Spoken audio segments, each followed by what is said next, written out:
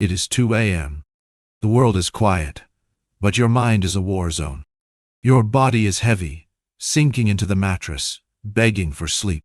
But your eyes are burning, glowing wide open in the dark. You are scrolling, watching, refreshing, waiting for a permission slip that never comes. You feel a phantom pressure in your chest. It's a specific kind of anxiety. It whispers to you that you haven't done enough today, that you missed something, that while you lie here doing nothing, someone else is getting ahead. We are the most tired generation in history.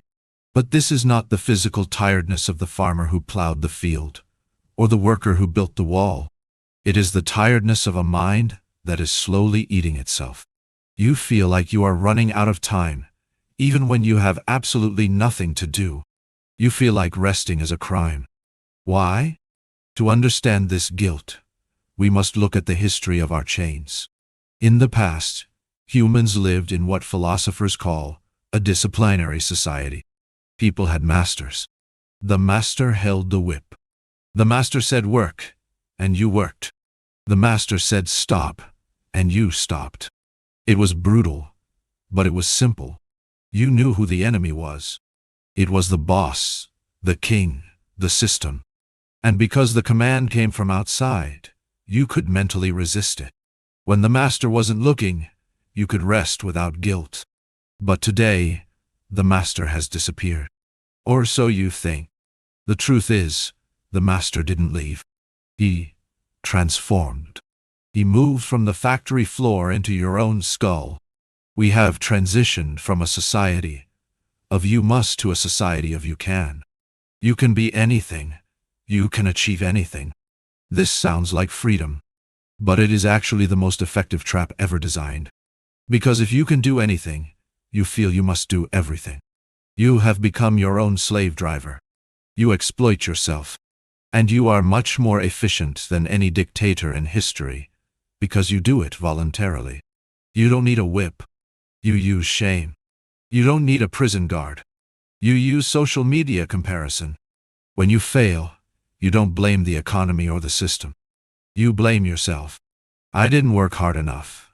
I'm not disciplined enough. I need a better morning routine. You are the perpetrator and the victim at the same time.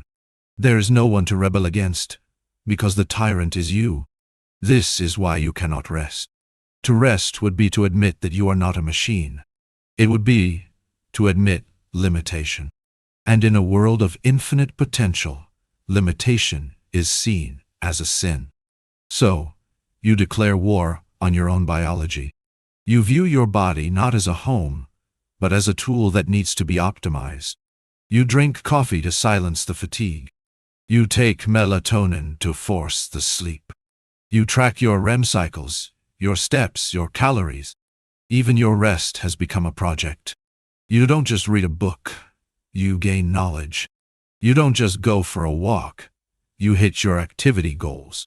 Everything must have a purpose. Everything must be data. Everything must be productive. You have lost the ability to do nothing. If you are not producing, you feel like you are disappearing. You are suffering from an overdose of positivity. The pressure to always be able, always be available, always be improving. This excess of positivity is tearing your nervous system apart. It leads to what we call infarction of the soul. Look at how we treat boredom. The moment we feel a second of boredom, we reach for our phones. We are terrified of the void. But by killing boredom, we are killing our humanity. True creativity, true philosophy, and true recovery only come from deep boredom. It is the state where the mind is allowed to wander without a destination.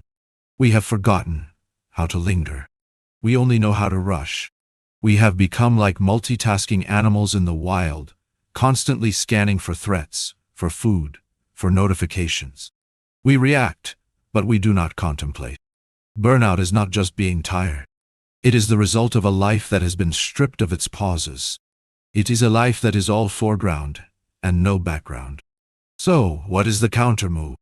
How do we escape a prison we built ourselves? The answer is not self-care. Bubble baths and spa days are often just maintenance for the machine, so it can go back to work on Monday. The real rebellion is radical uselessness. It is the courage to do something that has absolutely no metric attached to it. To sit in a chair and stare at a wall. To walk without counting steps. To create without sharing it. Reclaim your right to be off. Disconnect your value from your output. You are not what you produce. You are the thing that exists before and after the work is done. Put down the whip. The slave driver in your head is a liar. The world will not collapse if you stop. Go to sleep. Not because you need to recharge for tomorrow, but because you are alive today. I am the midnight reason. Rest.